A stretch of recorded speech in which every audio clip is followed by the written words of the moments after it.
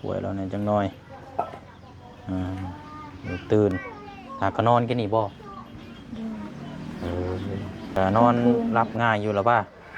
บ่ได้ให้บ่ได้หยังบ่ตกกลางค่ำกลางคืนมาเมื่อเฮากินฮอดเฮาให้เมื่อเฮาบ่ได้กินฮอดเฮาบ่ได้ให้แบบใดนะเนาะเฮากินฮอดผัวเฮาอื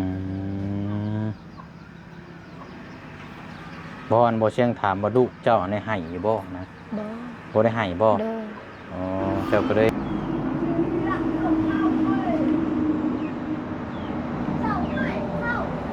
จิตใจก็ยังบ่ม่วนบ่ซื่นแหล้วพี่น้องเนาะ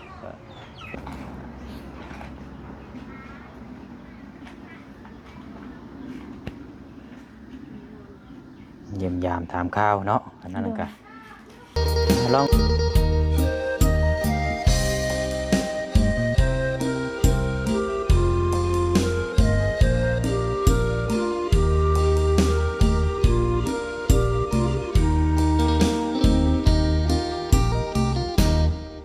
เนาะกับสบายดีและสวัสดีพ่อแม่พี่น้องเบิดสู่ขู่สู่คนพบเจอกันอีกคือเก่าคือเดิมเด้อพี่น้องเนาะ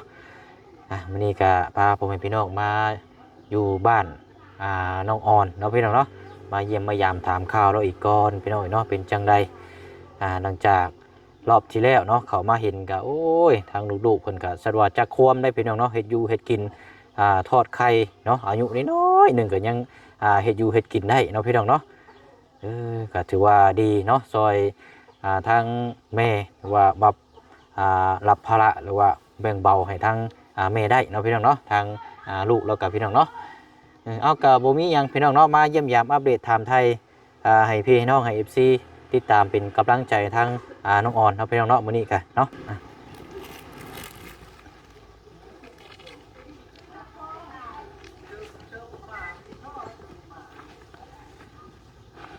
เป็นจังไรเนาะอยู่บ่พี่น้องเอ้ย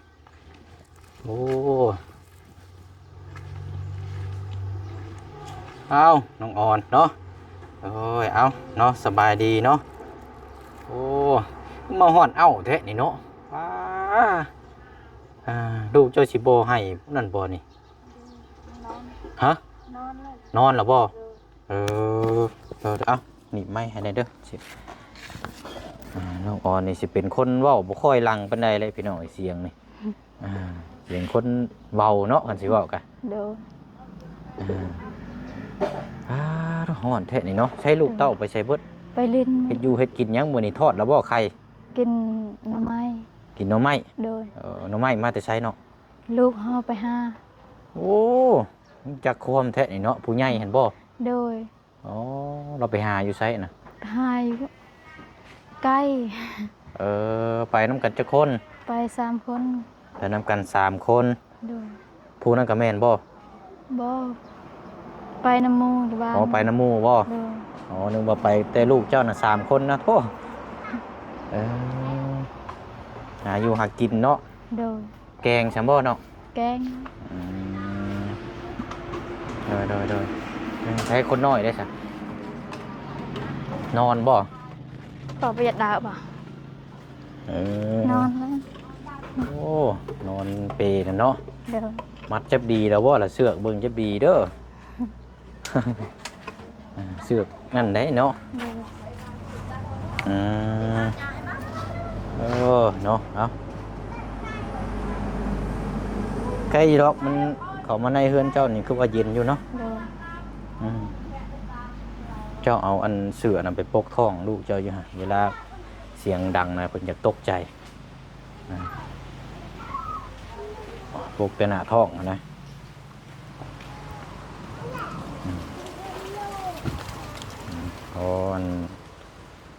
คนเบ้าเสียงหลังเพราะเราปวดตกใจเพราะมีแนวปกหน้าอึกแน่นะ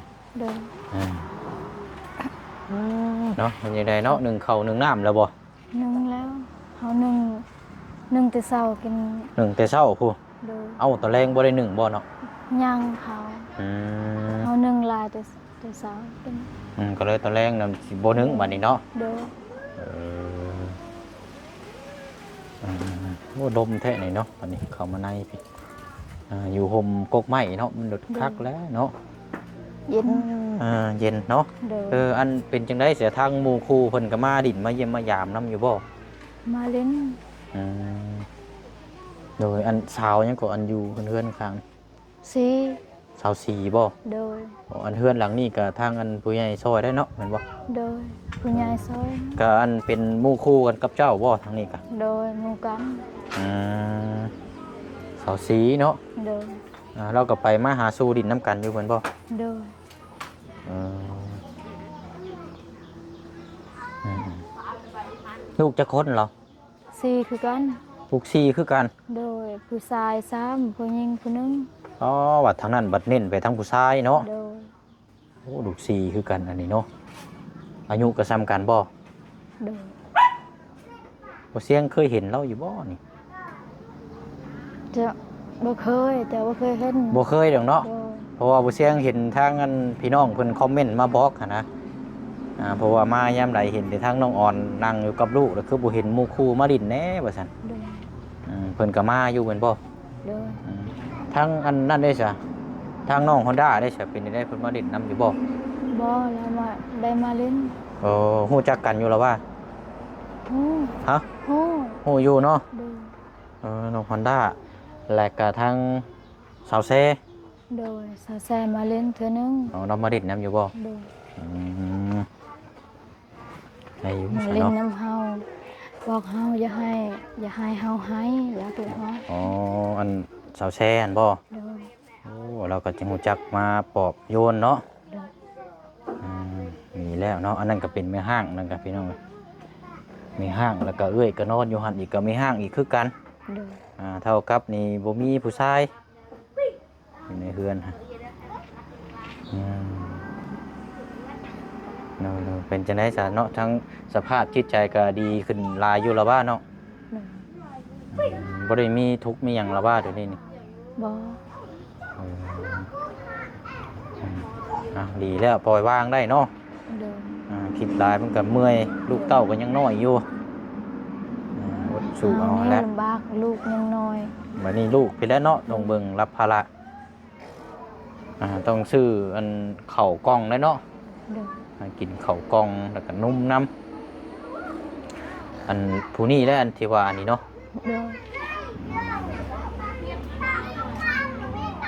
ผู้นี้จักปีแล้วสาวอน ได้ละ3 ปี 3 ปี โดย แล้วก็มาต่อผู้น้อยผู้นี้เนาะ โดย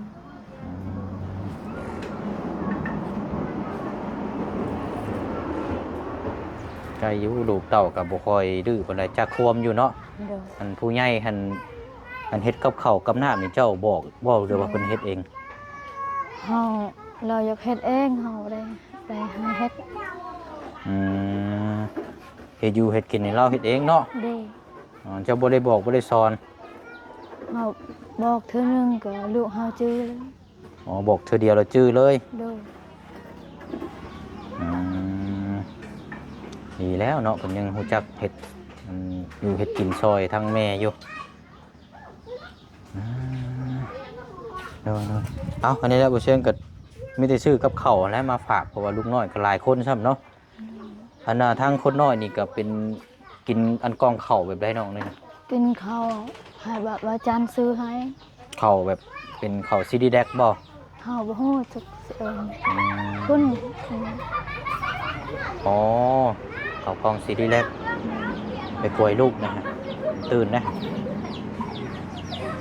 ตื่นบ่แต่ละมื้อนี่ก็บ่ได้ไปใช้เจ้าก่อนเนาะ เฮาบ่ได้ไปใช้ลูกเฮาเอาบ่ได้ อยู่แต่เฮือนแต่ซ่านนี่แหละเนาะ เฮา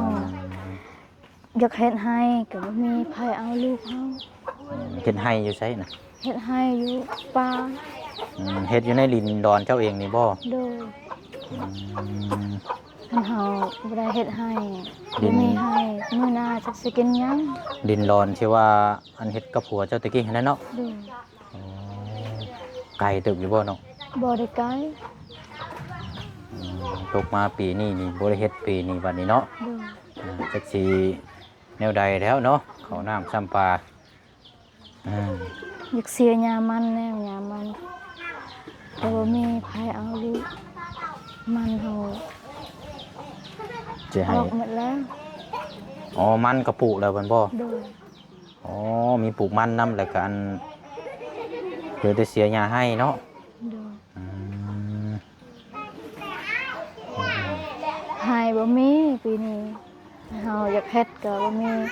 ใครอยากเอาลูกเฮาเฮ็ดผู้เดียวก็บ่ได้ คันสิให้ทั้งผู้เอื้อยเอาก็เอาบ่ได้แล้วนี่เนาะ เอาบ่ได้ เพราะว่าเรายังกินนมแล้วก็ป้อนข้าวอยู่เนาะ โดย คันซ้ำนี่เนี่ยยังว่านี่ซ้ำนี่เนาะ โดย นี่ใหญ่เลย ซำนี้เฮาปะได้ อืม ซำนี้ปะบ่ได้ โอ้ยซ้ำนี่นี่บ่ได้หรอกซ้ำนี่เนาะเอากล้วยเราเนี่ยจังน้อยเดี๋ยวตื่นหากก็นอนกันนี่บ่ โดย เออก ลางคืนนอนเฮือน เออ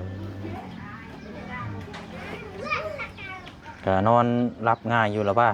โดย บ่ได้ให้บ่ได้หยังบ่ตกกลางค่ำกลางคืนมา เมื่อเฮากินฮอดเฮาให้เมื่อเฮาบ่ได้กินฮอดเฮาบ่ได้ให้ แบบใดนะเนาะ เฮากินฮอดผัวเฮา อืมบ่อันบ่เชียงถามบ่ลูกเจ้าได้ให้อยู่บ่นะ โดย บ่ได้ให้บ่ โดย อ๋อเจ้าก็เลยว่าตีความหมายว่าคิดว่าบ่เชียงนี่ถามว่ากินฮอดผัวแบบซี่เนาะ โดย อืมก็ยังกินฮอดนั่นแหละเฮ็ดนี่ได้ซะเนาะ โดย มีแต่ว่ารอวันเวลาให้เพิ่นบำบัดทางกายให้เราดีพุ่นแหละคันว่ากินฮอดก็ให้เราออกมาก่อน โดย ตัวนี้ออกมาบ่ไล่ล็อกตัวนี้นะ โดย ออกมานี่ยุ่งเจ้าอีก สิหอบลูกหอบเต้านี่เอาชีวิตบ่รอดอีกเด้เออนี่ได้ซะก็อดทนสู้เอาหั่นแหละมันเป็นไปเลยเด้กินข้าวกินน้ำกับปกติแล้วพี่น้อยเนาะคือนั่งกินข้าวน้ำกัน โดย นอนบางคืนก็กินฮอดแล้วก็ให้บ่ โดย บางมื้อก็บ่ให้โอ้ยเนาะอันว่าอยู่พุ่นน่ะบ่ได้มีเบอร์โทรติดต่อหาแบบนี้บ่เนาะ บ่มี เออเห็นว่ามีญาติพี่น้องอยู่พุ่นก็บ่ได้มีบ่ โดย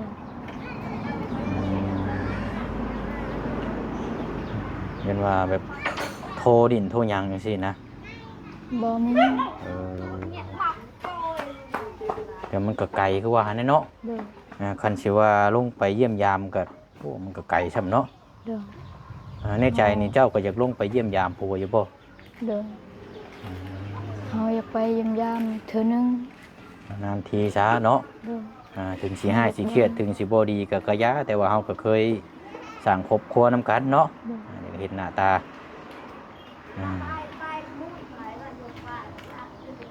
แล้วคันว่าไปมันก็ใช้เวลาแล้วเนาะมื้อ2มื้อพอแล้วเพื่อฮอดสวรรค์พอ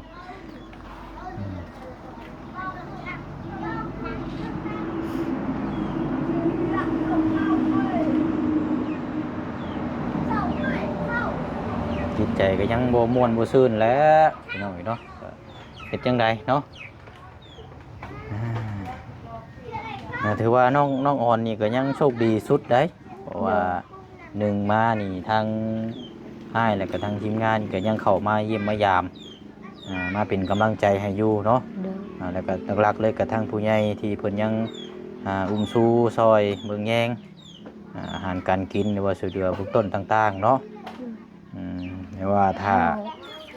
เพิ่นบ่เบิ่งบ่แยงหรือว่าทางทีมอ้ายบ่เข้ามาเยี่ยมยามสินี่ยังสิโอ้ยพอแห้งแล้วพี่น้องจะกี่แนวใดได้ เฮาดีใจย้อนผู้ใหญ่สวยผู้ใหญ่บ่ได้สวยเฮาจังเฮาสิกินหยังอยู่ผู้เดียว ข้าวน้ำจักสิหาอยู่กินจังใดแล้วเนาะ โดย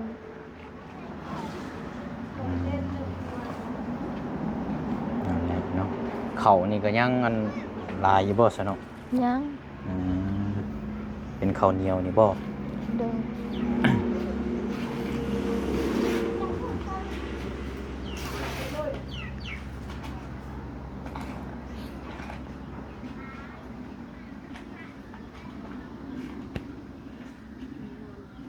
เยี่ยมยามถามข้าวเนาะอันนั้นก็ลองปรึกษาเบิ่งเนาะคันว่าทาง ปูได้เนาะ โดย ถ้าว่ามีเงินมีคำปูเจ้าแล้วก็อันนี้ก็จังลงไปเยี่ยมยามทั้งผัวกับไปได้คือกันนั่นแหละมันก็ขึ้นอยู่กับในการค่าในการเดินทาง โดย ไปเยี่ยมไปยามแล้วแต่ว่ายังขินฮอดแต่ว่าคือว่านะต้องอยู่ในระหว่างให้เราบำบัดก่อนเนาะ โดย เยี่ยมยามมันได้บ่เป็นหยังหรอก แต่พวกเฮาตำรวจจับบ่ได้ไผก็บ่ได้ไปยำยามพวกเฮา ทางเป็นพี่น้องนี่ก็บ่ได้ไปนำบ่ โดย อืม พี่น้องก็บ่ได้ไปเฮาอยากไปฆ่าลูกน้อย เข็มชีน่ะ2 มื้อน่ะคันว่าจะลงไปพุ่นน่ะบ่ไปสวรรค์พุ่นไปมื้อแรกก็สิค่ำพอดีเยี่ยมยาม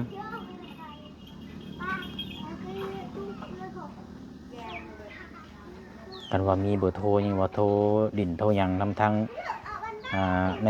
คุมงานอยู่แถวนั้นเนาะ โดย แล้วก็ฝากถามต่อว่าเป็นจังได ไผก็บ่ได้ถามเลยมีแต่เฮาผู้เดียวนี่อยากถามเบิ่งก็บ่มีโทรศัพท์ เดิน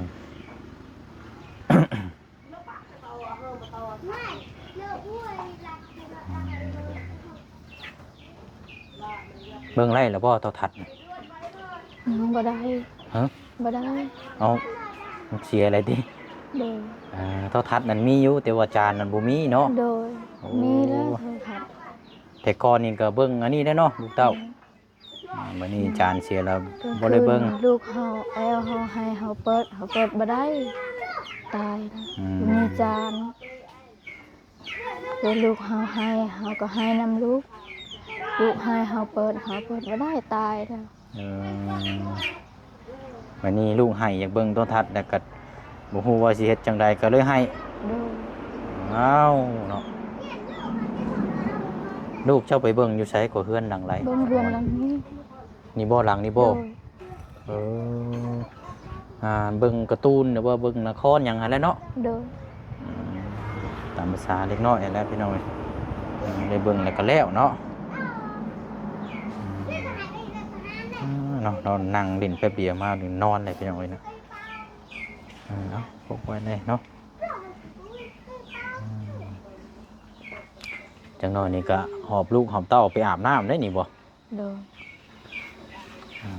ไปอาบอยู่พุ่นไปเลยบ่ โดย เดี๋ยวว่าเจ้าหาบใส่คุใส่หยังมาพี่ น้ำนี่หมดแล้วเฮา เอาน้ำมาเข่ามาน้ำจะเอาอยู่ใช้ใส่น้ำวะ ไปอาบน้ำห้วย น้ำมาเข่ามาน้ำมาได้ น้ำไปตักน้ำห้วย น้ำห้วย โดย อันมาเข่าหนึ่งกินนี่ได้ โดย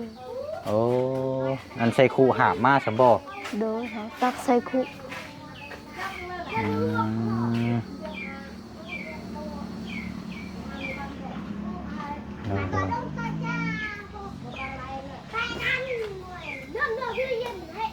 บ่มีอันแองใช่ไหมเนาะ โดย แองกระทังบ่ได้อันนี้บ่ว่าแล้วกันจิตักกะหาบไก่เติบมันบ่น้อง ใกล้ อ๋อโตไปกลับ คือเพื่อนเซาแซนเพื่อนเฮาไปตักน้ ฮะ ำเฮาไปตักน้ำใกล้เฮือนเซาแซนเพื่อนโรงเรียนอยู่โรงเรียน น้ำมันบ่ โดย อ๋อมันมีน้ำน้ำก๊อกรวมอยู่หั่นอยู่เนาะ โดย เจ้าไปเอาอยู่พุ่นเนาะ โดย ไปหามาอยู่พุ่นมาเข้าน้ำมันสิสะอาดกว่าอยู่หั่น โดย แม่นแล้วน้ำก๊อกรวมอยู่หมู่โรงเรียนน่ะ ตักได้อาบบ่ได้เขาบ่ได้ให้อาบยานเสียได้แต่ตัก โดยอาบน้ำในเนาะลูกเต้าโอ้ยบ่อาบนี่ก็นั่นอีกเด้นี่เสื้อผ้าน่ะแพ้อีกซักอีกเนาะ โดย ซักมือหนึงนี่จักเทื่ออันน้องอ่อน เทื่อหนึงสักเทื่อหนึงแล้ว มือหนึงอันบ่ โดย อันซักซุมือบ่ โดย ลูกตั้ง4คนพี่น้องคนน้อยนี่ก็ยังใส่ผ้าอ้อมอยู่บ่ บ่ บ่ได้ใส่บ่ โดย เออ จักสิซักเสื้อผ้าหน้าแพรจักสิเบิ่งคนน้อยอีกเนาะ โดย พวกเมื่อยอยู่ได้พี่น้องเอ้ยอยู่เฮ็ดกินอีกเนาะมาปีแหละปีสัมพันธ์และดึงหน้าดึงหลังแล้วเจ้าเนาะเอ้าเป็นนี่ได้จ้ะพี่น้องเอ้ยยังคือปิดหน้าแท้นี่เนาะ เนาะอย่างไรก็เนาะอดทนสู้เอาเขาแหละพอให้ลูกเต้าสุขภาพแข็งแรงก็ดีแล้วเนาะคันว่าเจ็บไข้ป่วยมานี่ยากเลยนี่แต่ว่าก็พึ่งพาทั้งน้องสอนนั่นแหละเนาะผู้ที่จะเบิ่งแย่งได้และเจ็บไข้ลูกหลานป่วยก็แล่นไปหาเราให้เราพาไปเนาะเจ้าก็ขับรถจักรก็บ่เป็นเด้เฮียนคอยเฮียนเป็นขี่อยู่บ่คอยเฮียนคอยฝึกเอาแน่เนาะอันนั้นมันก็แล้วได้พี่น้องเดี๋ยวก็เป็นดอกเนาะเอาใส่น้องออนเด้อกับข้าวกับน้ำเข้าใจเลยโอ้ยเอาอันเจ้าหนึ่งข้าวแล้วก็จุแล้วอุ่นเอาเด้ออุ่นแล้วก็เอาไว้ให้ลูกมันละเป็นอัวกับปิ้งหมูเนาะ3-4 ปิ้งพอให้ลูกเต้าได้กินสิเอาไปกรอกน้ำบ่นี่นะไปกรอกอยู่ไซนี่นะไปกองอยู่โรงเรียนอันข้างเฮือนน้องแช่นบ่โดยเอาเนาะไปเอาได้ใส่เฮ็ดในใดเนาะ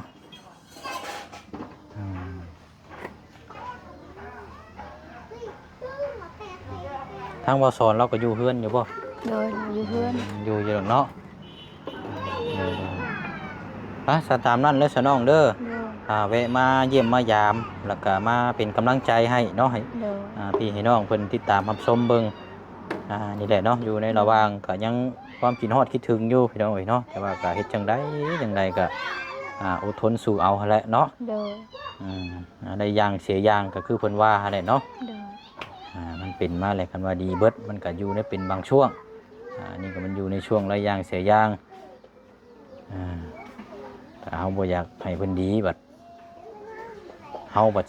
สิเจ็บบัดนี่เนาะถ้าเพิ่นออกมาเพราะฉะนั้นอยู่เพิ่นการบำบัดแต่ก็กินฮอดก็ยาเอายามเทื่อนึงเฮาบ่ได้ให้ออกเฮาอยากไปยามเทื่อนึงให้อยู่ดนก็ได้นานๆทีไปเยี่ยมยามเนาะโดเอาเดี๋ยวจังไรก็จังว่าจังคุยน้ำกันน้องเนาะเอาบ่เสียงเดินทางก่อนจ้ะน้องเด้อขอบใจบ่เสียงเด้อให้ดีไม่แห้งให้สุขภาพแข็งแรงความเจ็บอย่าได้ความคายอย่ามีขอให้บ่เสียงไปใส่มาใส่ให้รอดปลอดภัยขอให้บ่เสียงไปใส่มาใส่กับมีคนหักคนแพงทั้งหมดครอบครัวบ่เสียงขอให้เทวดาหักแพงทั้งหมด FC คู่คนขอให้เทวดาหักแพงหมดสาธุ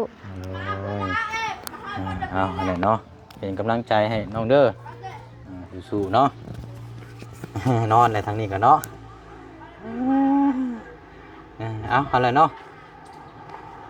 ใครเราเฮือนเราก็ใส่ตะไคร้อ้อมใบโยไปน้องเนาะพักอยู่แล้วยังไงก็เป็นกำลังใจให้เนาะทั้งสะออนในตอนนี้พี่น้องเนาะยังกินฮอดคิดถึงแล้วพี่น้องเนาะคนเคยอยู่เคยกินน้ำกันเขาก็คือว่าแหละพี่น้องเนาะถ้าอยู่เอาบดอยู่บ่ได้บ้านนี้พี่น้องเราก็สินำตาไล่ตีขาพันแทงบ่ได้เลยพี่น้องเนาะเพราะฉะนั้นก็อดเอาฮะแหละในย่างเสียย่างให้เราหายดีหายเศร้าเราจังออกมาเดี๋ยวก็จังพากันเริ่มต้นชีวิตใหม่เนาะเราก็อยากไปเยี่ยมยามทั้งพัวอะไรพี่น้องเนาะแต่ว่ากัดมันก็ช่วงที่เป็นไปได้ยากพี่น้องเนาะเพราะมันก็ไก่แห้งเนาะพอแล้วบวกมากับณสถานที่แบบโบเคยไปเนี่ยก็ต้องจัดแจงในครอบในครัวอีกเนาะลูกเต้าเราก็ลายคือสิหาอยู่หากินแบบซี่แล้วบ่มีคนเอาลูกเราก็ไปบ่ได้พี่น้องเอ้ยลูกบ่ดุน้อยเนาะมีแต่ว่าอดทนเอาลูกใหญ่อีกจังน้อยพุ่นละเนาะจังสิสบายตามนั้นแหละพี่น้องเนาะบ่เสียงลาพี่แล้วน้องไปก่อนเดี๋ยวพบพ่อกันในคลิปหน้าเนาะคลิปนี้บ๊ายบายได้พี่น้องเด้อสวัสดี